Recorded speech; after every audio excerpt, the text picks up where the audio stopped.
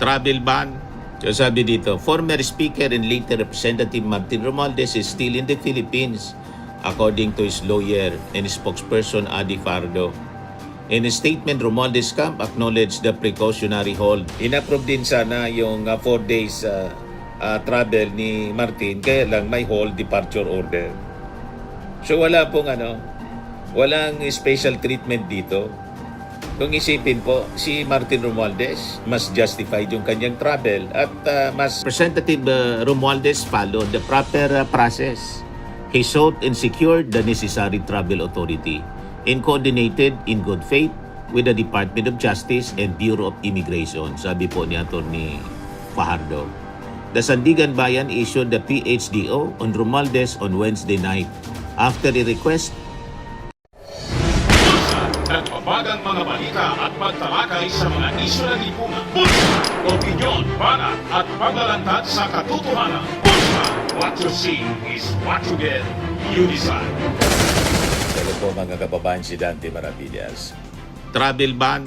So sabi dito, former Speaker and later Representative Martin Romualdez is still in the Philippines, according to his lawyer and spokesperson Adi Fardo. In a statement, Romualdez camp acknowledged the precautionary hold departure order issued by the Sandigan Bayan despite getting clearance from the House Speaker to travel to Singapore for a long overdue 4-day medical check-up. 4 days lang mga kababayan. Si Sara 3 weeks, inapprove ng Malacanang, inapprove din sana yung 4 days travel ni Martin, kaya lang may hold departure order. So walang special treatment dito. Kung isipin po, si Martin Romualdez, mas justified yung kanyang travel at mas shorten po siya. Short travel, 4 days. Si Sara, wala mang sinabing purpose. At ang daming bansa na iikutin. Parang naghanap na ng tataguan. Si Martin, specific, Singapore lang for medical check-up. Sabi dito, at the outset, we categorically clarify Representative Romualdez is in the Philippines and has not left the country. Any report or insinuation that he has fled is false and irresponsible. Sabi ng kanyang abogado, Representative Romualdez followed the proper process. He sought and secured the necessary travel authority and coordinated in good faith with the Department of Justice and Bureau of Immigration, sabi po ni Atty. Fajardo. The Sandigan Bayan issued the PHDO on Romualdez on Wednesday night after a request by the Office of the Ombudsman to keep the ex-House leader in the country amid an investigation into his alleged involvement in the 2025 budget mess and the infrastructure corruption scandal. So yun mga kababayan. So makikita natin dito, si Martin Romualdez pinagkakaitan ng panahon na makapagpagamot. Pero yung ibang mga political personality tulad kay Sara, na wala man pong purpose na malinaw, hindi man magpapacheck up, karamihan pinupuntahan niya, nasa rally ng maisog. Yung iba pang mga politiko, libre na makapag-travel kahit may kaso. Di ba? So kung ang batas ay patas mga kababayan, dapat pari-pareho lang ang trato. Pero makikita ninyo dito, yung pinsan ng ating Pangulo, iba yung trato. Kabaliktaran mga kababayan. Ang isang opisyal na walang kaso, wala pa man pong kaso, si Martin, pinaplano pa lang na kasuhan ng plunder. Pero wala pang kaso, pinipigilan na. May medical need siya pero pinipigilan. Habang yung mabibigat mga kababayan na kaso, may kaso na talaga. Aktual na kaso na hinaharap, malaya silang nakakalipad. Sino yan? Mr. Maravillas yung malayang nakalipad. Si Jingo, si Manny Bunuan. Di ba hinayaang makalipad si Manny Bunuan, yung DPWH Secretary na may kaso? At mismong si Sara Duterte. Di ba? Malaya mga kababayan na nakakalipad. Inapprove nga po ng Office of the President, kaya lang late. Kaya ay blood si Sara. Pero importante doon, inapprove. Si Martin, magpapacheck up, may karapatan siya mga kababayan sa kanyang kalusugan. Pero hinarang ng Ombudsman yung karapatan ni Martin na mag-travel pa Singapore para magpa-check up. yung angioplasty follow-up consultation, mga kababayan. So makikita natin sa sitwasyon ito parang may double standard. Tama po? So sa kabila, mga kababayan, ng pag-aproba ng House of Representatives sa travel ni Martin sa Singapore, iginiit, mga kababayan, ng Ombudsman yung travel ban. Kahit yung kanyang kinakaharap, mga kababayan, ay preliminary investigation pa man lang tungkol sa flood control scandal. Wala pa man pong formal na kaso na isinasampa laban kay Martin Romualdez. Pinaplano pa lang. At wala din siyang warrant of arrest, mga kababayan. Double standard. Di ba? Pero si Jinggoy Estrada malaya, nakalarga sa kabila ng mga kaso at intimate meetings lamang.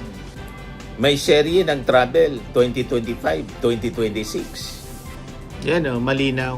January 2026, Europe bakasyon sa Norway. Mga kababayan, ayan o, unahin natin to. Serye ng travels 2025 to 2026. July 2025 sa Amerika, humiling ng 22-day trip sa California at Nevada para sa mga private at intimate meetings. Bagamat may ongoing PDAF graph cases, pinayagan siya ng Sandigan Bayan. Noong December 2025 sa Japan, family Christmas trip naman yun. January 2026, Europe, bakasyon sa Norway, Iceland, Austria. April 2026 sa Asia naman, trip sa Hong Kong, Macau at Japan sa gitna ng bagong plunder complaint kaugnay ng flood control mess. You see? So paano nakalipad ang isang senador na may aktual na mga kaso sa Sandigan Bayan para sa mga personal at intimate na lakad, habang ang iba ay hinaharang para sa usaping pangkalusugan? O tapos si Manny Bonoan, DPWH Secretary, nagbiyahe pa Amerika. November 2025 to January 2026, lumipad si Bonoan patungong Amerika upang samahan lamang ang kanyang asawa sa medical procedure. Nag-overstaying. Malinaw na double standard, mga kababayan. Despite the ongoing investigation at ILBO laban sa kanya, kaugnay ng flood control scandal, lumabas siya sa bansa at lumampas pa sa itinakdang petsa, mga kababayan, ng kanyang pagbabalik. December 17, 2025. Umuwi siya January 2026 na. So wala kayong problema doon. Pero kay Martin Romualdez, talagang pinag-iinitan si Martin. Wala pa mang kaso. Di ba, mga kababayan? At ngayon si Sara, world tour siya sa kabila ng kanyang kaso, impeachment at saka plunder. At worse, yung world tour ni Sara nasa kasagsagan pa ng krisis. Nang sabi, dapat tayo magtipid. Sabi ni Sara, walang tipid-tipid si Sara kasi alam na natin yung mga bilyones na bulgar na, mga kababayan, kahapon. Sabi nga natin, mga kababayan, mahilig yung kampo ng mga Duterte na mag-akusa ng mali-maleta. Sila pala yung paldo. May bilyones na dumaan, mga kababayan, sa kanyang mga bank accounts. Binulgar ng AMLAC. Hindi po ang panggigipit kay ginigipit si Martin Romualdez. Kahit, mga kababayan, pinsan ng ating Pangulo. Di ba?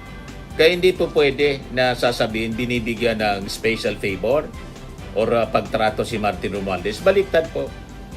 Yung pinsan, mga kababayan, ng mismong Pangulo, biktima ng double standard of justice. Lumalabas kung sino pa yung pinsan, yung ang iniipit. Kaya hindi po pwede yung mga akusasyon, mga kababayan, laban sa Marcos Romualdez na kumo pinsan, binibigyan ng special treatment. Mali nga po yung nangyayari. Dapat kahit pinsan, pantay-pantay. Binigyan nga ng travel order, authority, si Sara Duterte, kalaban. Yung mga kaalyado ni Sara, si Bonoan, si Jingo Estrada, binigyan ng travel authority na kapag ikot kung saan-saan. Ano yung purpose nila? Hindi man tulad ng purpose ni Martin na magpa-check up sa Singapore. At yung Singapore, napakalapit sa atin. Isang destination lang, pinagkait kay Martin Romualdez. Di ba? Wala pa naman kaso po si Martin. Sa kasagsagan ng krisis si Sara, buwelo na last year. Ganon ang ginawa ni Sara. Sige lang ang world tour sa Netherlands, Qatar, sa Malaysia, sa Australia, sa Kuwait, France, Japan at Hong Kong. O di ba? Lahat pang-personal at hindi malinaw na layunin yung kanyang pag-travel. Kahit itong inapprove na latest travel ni Sara, kaya lang inabort niya kasi kulang daw sa panahon. The day before na lumarga, doon lang binigyan ng travel authority. Kaya high blood si Sara ngayon. Pero at least siya, pinahintulutan na mag-travel. Walang whole departure travel ban para sa kanya. Pero kay Martin, mayroon. Ano na tayo ngayon? Di ba? Double standard mga kababayan. So may panahon si Sara na mag-travel pero wala siyang panahon na mag-attend ng hearing sa Committee on Justice para sa accountability mga kababayan. Wala siyang panahon doon. Pero may panahon siya sa pag-travel. Yun ang malaking insulto mga kababayan sa ating mga institusyon. Pero si Martin Romualdez, hindi. In-invite ng ICI, pumunta si Martin. Hindi umiiwas sa investigasyon mga kababayan. Kaya medyo napuno na si Martin, nagsalita na siya. Kasi gusto siyang gawing scapegoat at full guy. Hindi ko anya hayaan na maging scapegoat ako at magiging full guy lamang sa korupsyon ng iba. Tinuro ni Martin, mga kababayan, yung executive. Hindi man po ginagamit ngayon ang propaganda ng mga DDS influencers. Laglagan na daw. Ang susunod daw na ilalaglag ni Martin, yung Pangulo na at anak ng Pangulong si Sandro. Ang tinutukoy na executive ni Martin Romualdez, malinaw po, hindi yung kanyang pinsan na presidente, kundi yung mga nasa executive department.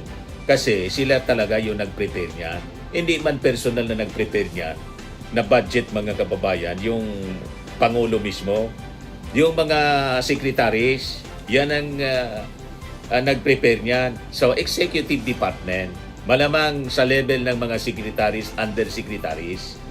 Tapos kasabwat yung mga congressmen na involved doon sa BICAM at small committee. Pati mga senador. Iyon ang minimin ni Martin Romualdez. Ginugulo yung issue ng mga DDS influencers. So going back sa ating topic, yung hamon natin sa hustisya. Ang tanong ngayon mga kababayan, bakit yung mga opisyal na may mga mabibigat na kaso tulad ni Jinggoy, ni Sara, at mga nadadamay sa seryosong investigasyon tulad ni Secretary Bunuan, binigyan sila ng kalayaan na makapag-travel sa personal na dahilan, habang si Martin, mga kababayan, yung kanyang kalusugan, magpapacheck up doon, follow up. Karapatan yun po sa ating Bill of Rights. Right to travel, right to health. No person shall be deprived of life, liberty, and property. Pag sinabi life, that includes the health. Dapat may due process, mga kababayan.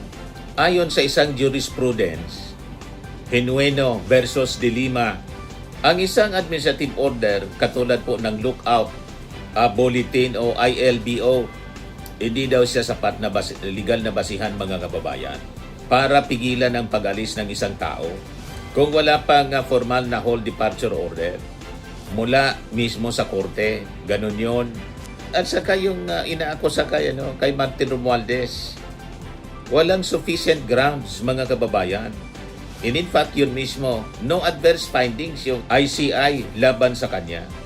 Ayon mismo yan, mga kababayan din sa naging pahayag ni Ping Lacson, Chairman Committee ng Blue Ribbon.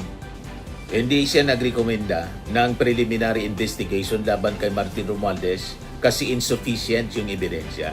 At dahil din mga kababayan sa kawalan ng validation o corroboration mula sa mga testigo. So hanggang sa kasalukuyan mga kababayan, wala pang formal na kaso, plunder case laban kay Martin dahil nga po sa kakulangan ng matibay na ebidensya. So paano nangyari yung may kaso pinayagan na mag-travel, yung iniimbestigahan nakalabas pa, yung may impeachment complaint na ayaw mag-attend sa hearing, may pa-world tour pa. Yung walang kaso pa, mga kababayan, wala pa kaso at may sakit, pinigilan. Di ba double standard mga kababayan na malinaw? So para sa mga karaniwang Pilipino, isipin natin po ito. May 4 na tao. Si Jinggoy, isang senador, may kaso sa korte. Si dating si Secretary Bonoan, iniimbestigahan. Si Sara, ini-impeach, may bilyones na issue. Si Martin Romualdez, wala pa namang kaso at may sakit. So sa normal na mundo, sino yung dapat napipigilan? Siyempre, yung may kaso. Sa normal na mundo. Kaya lang, abnormal ng mundo natin. Kasi sa nangyayari ngayon, yung may mga kaso na, pinayagan, si Martin wala pang kaso, pinaplano pa lang na kasuhan ng plunder, pinigilan, may travel ban. Di ba abnormal, mga kababayan?